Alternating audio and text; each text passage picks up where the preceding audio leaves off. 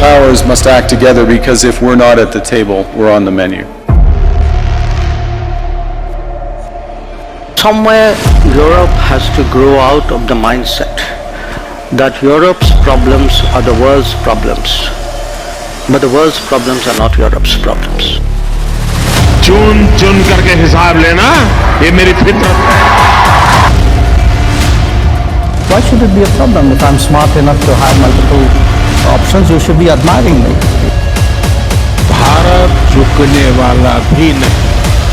The rise of India will be determined by India. It will be determined by our strength, not by the mistakes of others. The old order is not coming back. We shouldn't mourn it. Nostalgia is not a strategy.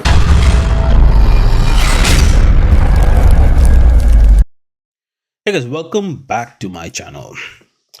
Now, see, for decades, at least I will say since 1979 or so, the oil power was actually measured by how much crude a country could produce, right?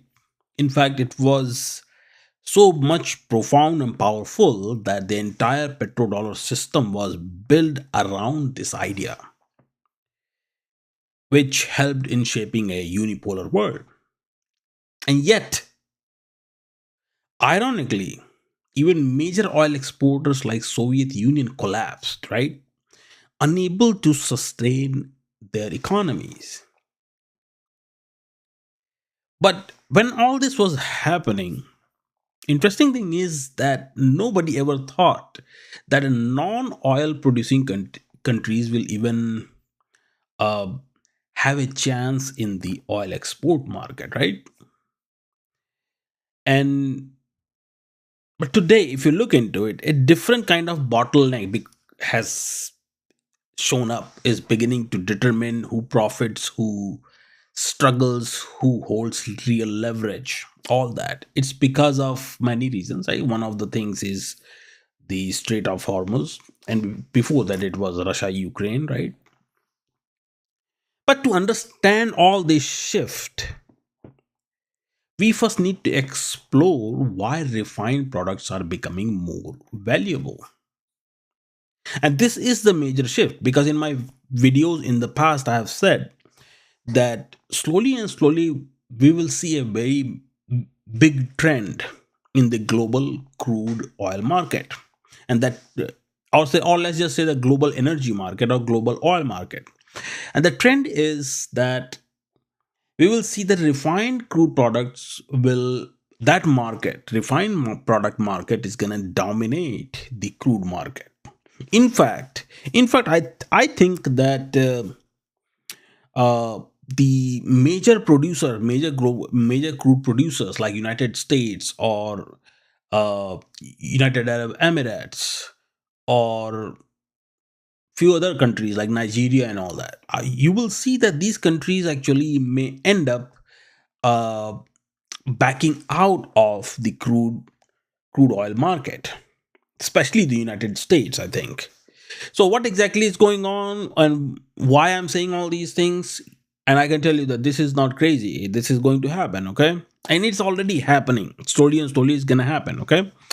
Please do like and subscribe. Let's get going. Let's get started. Like and subscribe to the Emerging World Order 2025. Okay. So let's get going. Let's get started. Let's talk about interesting thing. Okay. So first question is this: that why refined products are taking over.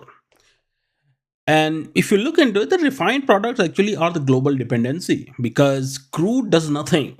You have to take the crude, you have to refine it, then you have to make the jet fuel, you have to make diesel, you have to make petrol, you have to make kerosene out of all that from the distillation column, right? So the real question is that why refined products are taking over? Why? What's going on? So there are three major driving forces behind this shift. Number one is the Strait of Hormuz, the choke points, right?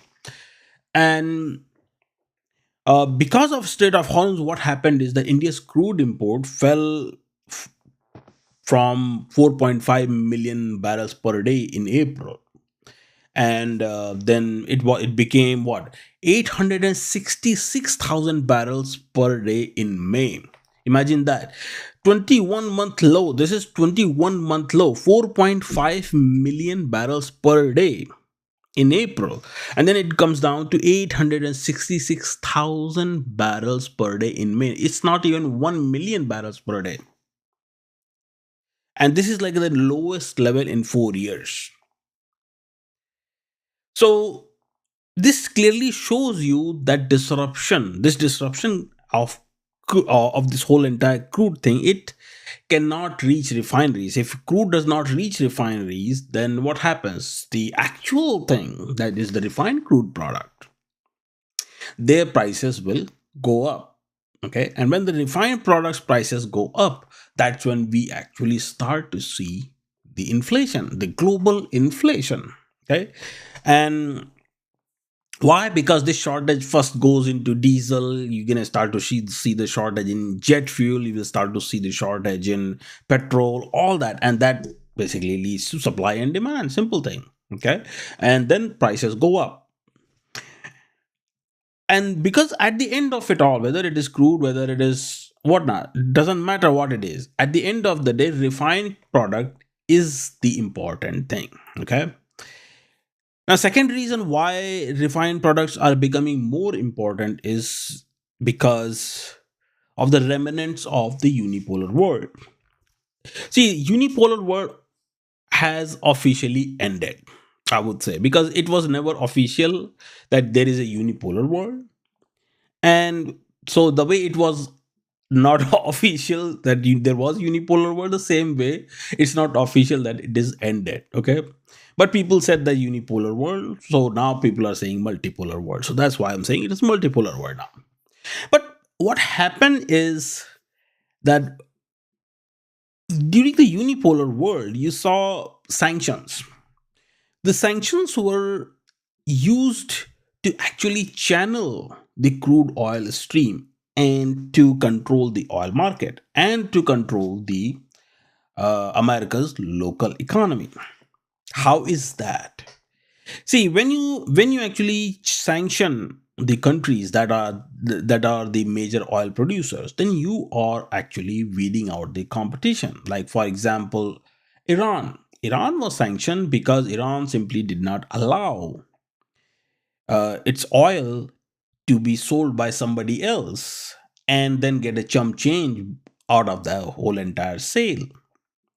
Like what happens in Iraq right now, if you look into it, what you find is that Iraq, whatever oil Iraq sells, Iraq does not get the full money out of that oil sale. Oil sale money that Iraq gets little bit here and there is basically at the mercy of the United States, because that money sits in the Federal Reserve Bank. And that's the kind of arrangement that Zionist lobby, or I would say Israeli, and then you have your United States, that's what they were planning for Iran too. Go look into Venezuela. I mean, if you go read the report on Venezuela, you find that in the first quarter of actually second quarter of this year, Venezuela's GDP wasn't growing. There was no growth. Why? Because the Venezuela never received the oil sale money from the United States. Okay, so that's the kind of thing that were happening. So what was, so sanction was not just being used to actually punish or something. Sanction was used to channel the crude oil prices. Okay, now, and that what that does is that it actually increases the prices, and also at the same time, uh, you are you are actually uh, and then actually what happens is that when crude is limited, then you have refined products are limited, right? And that's when the game begins, that certain countries will have the crude, certain countries will buy that crude, and they will refine, and then they will sell. Then the third point was the global inflation. So the first 2 points that I talked about, Hormuz and sanctions, that leads to global inflation. Okay, so in this whole global inflation system, the way the global inflation is, the way economy is going up, and if you look into it, then you find, actually, let me share my screen real quick. Okay, right here. If you look into it, you find that Brent crude is at 100.5, Murban crude is 107. Okay, WTI is at 91.88. All right, that's the current situation of the global crude market. Some of you like, okay, so why WTI crude is so low and Brent crude is so high? See, Brent crude pricing is for the seafarers, the oil that moves via sea. And WTI crude is mainly for the crude that moves via land. That's the difference here. Even though certain oil, some oil can actually move through the ocean too, and they can use the WTI pricing, but WTI pricing and all depends on United States. So who's going to stop you is that, hey man, please match the price, right? Nobody's gonna do that. Otherwise, Donald Trump is gonna bomb them.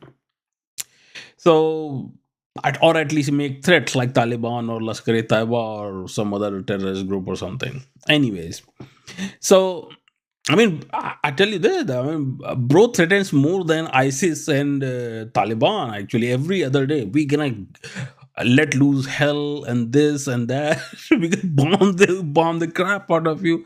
I have never heard ISIS or Taliban saying all these things on regular basis. Imagine that. Anyways, so that's the pricing model. Okay. So what's happening is that if a country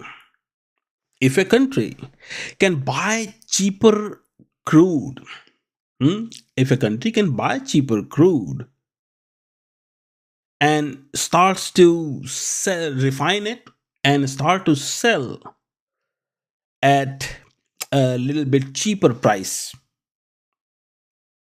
then guess what? They're going to take over the market, right? Now let me show you something even very interesting. Okay. And that interesting thing is right here. So India's fuel exports set to soar in July as refining margins jump. What does this say? It says that India is on a track to export highest volume of refined petroleum product in months as refining margins have jumped with the re-escalation of the Middle East conflict. India is estimated to ship as many as 1.55 million barrels per day of light and middle distillates in July per data, whatever, right? So India's fuel export is going to soar. Imagine that. Is India even an oil producing country? No. This is why I was saying the oil market is so interesting that you cannot really predict like, what the game is. This is why I said in the beginning that unipolar world practically defined petrodollar, and then a country like Soviet Union that was a net oil producer actually collapsed. Its economy collapsed. So oil, on one hand, oil was building the economy. On the other hand, oil collapsed the economy. Even though Soviet Union had the oil and still the economy collapsed.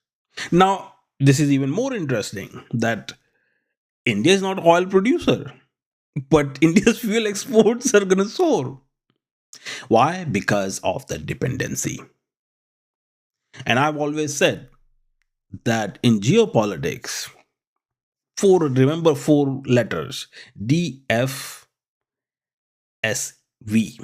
Sorry, DFSA or DF. What exactly that is? Dependency, vulnerability, solution, consequences. DVSC. Okay. What does that mean? It means that dependencies form vulnerability, and solution to that vulnerability leads to the consequences, whatever those are. All right. Now, coming back to this. So, India's fuel export is rising. This means Indian refiners are purchasing substantially more crude. That's the whole point. That's why I was showing you that news. And that means that India is actually increasing its refining capacity too, because that's why India has put few new refineries uh, there too. India is expanding it. India is expanding its refineries in India, and and Indian companies are expanding their refineries in America too. So, and India is going to run their facilities really, really harder, converting all that crude into diesel, gasoline, aviation fuel, whatever, just name it. But the question really is this: question is, where is India obtaining the additional affordable crude needed to support this export surge? At first, when the Russia-Ukraine war started and all that, right? And this is why I talked about sanctions. Now I'm coming back to it. US and Europe, they applied sanctions on Russia. They said, "Oh, we're not buying Russian oil." Practically, European Union said that they're not buying Russian oil. We are going to shoot our own foot. So India said that, okay, no problem, we will buy it. Behind the scenes, US goes to India, they meet, they talk, they're like, bro, uh go sell that oil to Europe, otherwise they're gonna be crying. So India said that, okay, and they get the cheaper Russian oil around 55 to, I think 55 was the rate that last time I checked. Okay, so so India buys the cheaper Russian oil. India started to sell it to Europe. But the question really is that, not question, sorry. So same thing here. If India wants to sell, India's exports are soaring, then India has to buy extra crude from somewhere, right? Without crude, how your export is going to soar?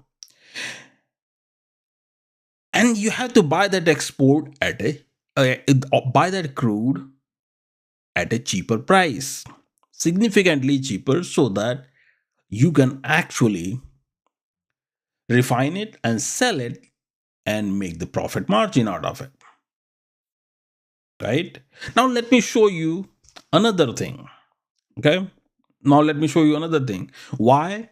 Because just last month, I believe, the Venezuelan acting president visited India. Okay, now let's look into this screen right here. The global refiners are cutting out oil traders to buy Venezuelan crude directly. Companies including Phillips 66, I think Phillips 66 is probably ConocoPhillips. Phillips 66 is Reliance. Reliance is Indian company. Chevron, Repsol, and Eni are signing direct crude supply deals with PDVSA, reducing the role of trading houses such as Vital and Trafigura. So they are bypassing all that. So clearly, they have signed this deal, which means that what's going to happen is that when you remove the middleman, of course, prices are going to be down, right? So that means they have figured out a way to find cheaper crude from Venezuela as well. Now what they're going to do is that they're going to take this Venezuelan crude and refine it and sell it and make really good margin. Why? Because right now refined products are being sold at what? They are selling at 120 to basically, see, refined products are not sold just at one particular price. Diesel has different price. Uh, your gasoline has a different price, your aviation fuel has different price, like that. But on an average they fall in the same vicinity, I would say 115 to 125. This is the price right now, 115 to 125 to 130, like that. Aviation fuel is right now 150, around that. And that's the profit margin. And with all the Hormuz, all the shipping containers being destroyed by Iran, sometimes by the Iran, sometimes by Donald Trump and his administration. I mean, how stupid you have to be to really go and mess up a strait, block it, and then say that, oh, Iran is not letting anyone out of there. Iran is blocking it. I mean, it was not blocked before. Why are you necessarily creating a problem? Anyways, So, coming back to the point is that another point that I was going to make with the Hormuz is that all the ships that are being, exploded and taken down or destroyed, so they're being bombed. Uh, that's actually adding up pressure. That's adding the pressure on who? Lloyd Insurance. They will have to fork out all that money, insurance money, to who?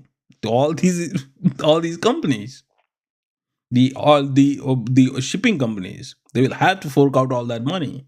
How are they going to recover that money? They are going to recover that money by increasing the insurance prices. So what does that mean? By increasing the insurance prices, the crude price, the Brent, is always gonna be sky high.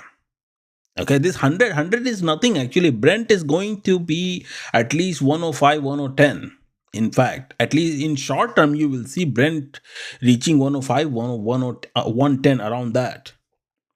And maybe down the line, probably after a couple of years or so, it may come down to 100 or 95, 90, around that. But it's not going to come down below that. Why? Because each and every ship that is being destroyed, we are talking about billions of dollars here at stake.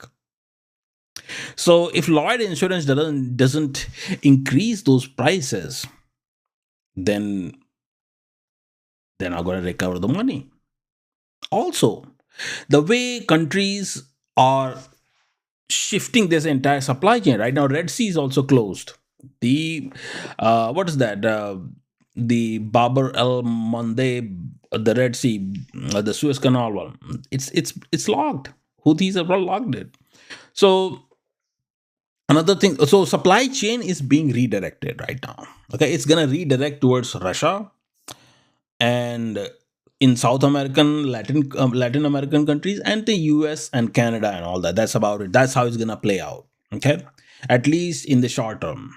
Long term, we don't know, but normally, long term is that okay. In the long term, countries don't move away from it all the time because it's too much hassle. That's, let's put it this way. I mean, for anyone to import oil from United States is a lot safer and better than importing it from Saudi Arabia as far as security is concerned. Okay, as far as security is concerned, that's the best way. So, so that's what's gonna happen. Okay, supply chain is being rerouted. Now, when supply chain is being rerouted, it means that less oil will be purchased from Gulf countries, less oil, less natural gas, all that. So, which means that Lloyd Insurance is not going to recover its money that fast either. You have to think about it. Lloyd Insurance is not going to recover its money that fast. Now, why I'm saying this too? Here's the thing. The way I am seeing it is that the way US inflation is, okay, right now global prices are going up. The whole idea is to keep it up, and what that's gonna do is that that's gonna actually cut down the US national debt as well. So the whole idea is that instead of $39 trillion, if we can somehow, due to the inflation and devaluation and all that, bring it down by like $10 trillion or so, and it comes down to 25, $26 trillion, then also it is manageable. That's the whole idea. But let's see, we will see. But uh, so with oil pricing like this, okay, um, I I actually lost my chain of thought. I got too excited. But all in all, the way I'm looking at it is that they're not going to recover it. Okay, so India is going to buy cheap Russian oil, sell it at a higher price. India is going to buy cheaper Venezuelan oil, and India is going to sell it at a higher price, make margins, enjoy that profit. And what I was going to say is that the way inflation is in US, the way oil prices are going up and all that, there is only one way. There's only one way. There is only one way. Okay, US can actually bring down the oil prices. Do you know what that is? That way is that in US may decide to pull out of the export market completely, oil export market, because as long as you're exporting it, you have to follow the international norm or pricing model as far as oil sale is concerned. This is why you see, even the US does not import any oil from the Middle East. A majority of American oil comes from Canada, almost 85%. Then why the oil prices in US are very high? It's because of this reason, that because US is in the international oil export business. They joined this whole thing in 2015. It's recent. All right. Otherwise, before 2015, if you go look into it, oil prices used to be around $1, 50 cents, all that thing. Why? Because US never had to worry about export thing. Hmm? But when they realized that they're losing control over Saudis and all that, then they got into the oil export market. Figured that by being in the export market and by taking over the market, by capturing the market, you can control the pricing. And you control the pricing, then you control the need for the dollar consumption. Think about it, dollar recycling. That's how you manage the dollar recycling, okay? Because higher prices, you're recycling more dollar, and lower prices, you're recycling less dollar. Hmm? So if US really wants to bring down the inflation, which I don't think they want to, at least not anytime soon. Uh, then if situation will start to get worse for US, is what I'm saying. Okay, if when the situation starts to go bad, what they're going to do is they will pull out of the export market, and that's gonna actually bring down the oil prices in the domestic market. Only difference being that US won't be able to export it. All right, that's it. And considering that companies like Reliance is setting up refinery in US also, which means that US will allow Reliance to take its oil and export the refined crude products. So Reliance is Indian company, Reliance is not American company. So for America, pulling out of the export market is a good strategy that may work. And in fact, because of all these reasons, I'm thinking that US will sooner or later export market. And this is why they're promoting Venezuela. They're not promoting the Permian region or anything. And that's why US is not even worried about putting tariffs on Canada either. Okay, so this is a long game. So there are three reasons why US will pull out. I just told you. Okay, so keep an eye out on how US is promoting Venezuela. It's not because of the goodness of the heart or something. It's simply because Venezuelan oil sale continues to maintain the or dollar need in the global market. Okay, keeps dollar relevant. That's all it is. And with refinery domestic, I mean, foreign countries investing in the domestic market, then US doesn't have to export the crude oil. Some other country, some other company from some other foreign country is actually selling the refined crude product, right? And this is why I was saying that in the beginning, that you will see a refined crude market is going to eventually take over the crude market. All right, this is what you will see. And this is the case with Nigeria as well. Nigeria had established two refineries, the Algode refineries, but I think one of them is shut down already. Okay, so Nigeria may also, because global inflation is going to go up, how do you think that they're going to maintain their domestic, how they're going to control the domestic prices? Simply by moving all the supply, crude oil supply, into their domestic market. And to do that, they will have to pull out. And in fact, because the crude oil prices will be 100 plus or something, then and if India is selling that refined crude product at 95 or say 100 around that, then countries are going to buy refined crude product. Nobody is going to set up a full-fledged refinery for that, right? So this is going to happen in Nigeria's case. This is going to happen in Saudi Arabia's case. Saudi Arabia is already lowering its prices. They're trying to lower it, but they won't be able to because oil has to get out of the Red Sea first, right? Anyways, so this is how it's gonna happen, guys. Okay, it's gonna you will see slowly and slowly. Keep an eye out. You will see slowly and slowly that refined crude product will take over the crude product market. Okay, this is it for this video. I hope you learned something. Please do like and subscribe, and I'll talk to you guys in another video. Take care.